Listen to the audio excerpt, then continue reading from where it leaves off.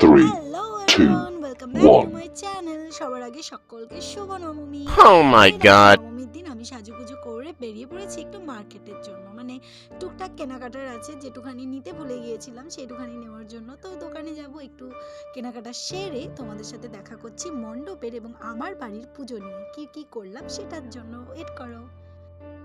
জানো তো, এবছর নিয়ে বেশ অনেকগুলো বছর হয়ে গেল যে আমরা বাড়িতে ছোট্ট মা দুর্গার আরাধনা করে থাকি। আর মায়ের আরাধনার এই যে আনন্দটা তোমাদের সাথে ভাগ করে নিতে কি যে ভালো লাগে।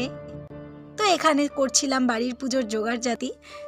আর বাড়ির পুজো করতে করতে জানো তো খুব একটা বেশি ক্লিপ নেওয়া হয়ে ওঠে না, মানে কাজটাই এতটা থাকে যে ভিডিও করব তখন আর মনে থাকে না। সেজন্যই আমি বাড়ির পুজো সেরে চলে এসেছিলাম মণ্ডপে।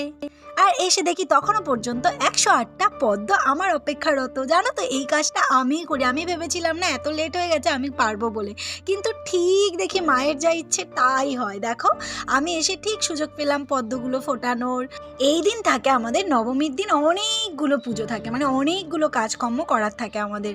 যেরকম ধরো আমাদের কিন্তু কুমারী পূজা হয় না, বাট এই যে 108টা পুষ্পদান, তারপরে হচ্ছে তোমার প্রদীপ প্রজ্বলন 108টা, হোম থাকে, তো সব মিলিয়ে অনেকটা কাজ। তো বাপি তো একা হাতেই সামাল দেয়, কিন্তু আমি ছোটোবেলা থেকে এইগুলো করে আসছি জানো তো।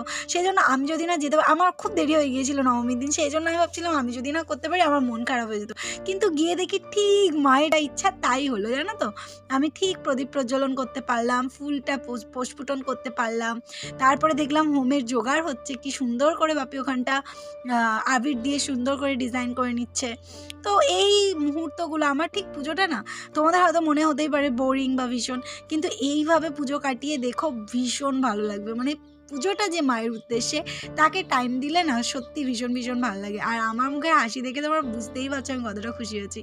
তো সব মিলিয়ে মণ্ডপে ভীষণ ভীষণ আনন্দ করে কাটালাম, খুব খুব ভালো লেগেছে। ঢাকের তালের আওয়াজটা তোমরা একটু শুনে নিও, আর আমি শেষে কি করলাম একটু দেখো, অপেক্ষা করো। দেখো কত সুন্দর হয়েছে না। আর আমি পুচকেটার বন্দুক পেয়ে কি করলাম, দেখো দেখো, ছোটবেলার জিনিস পেয়েছি, এর থেকে ছেড়ে গিয়ে আর এই যে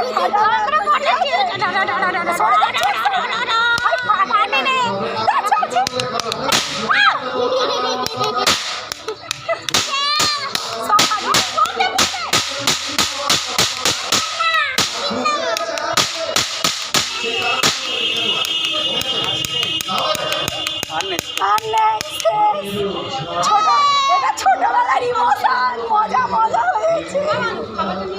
হ্যাঁ নিয়ে নিচ্ছি, এটা পড়িবি।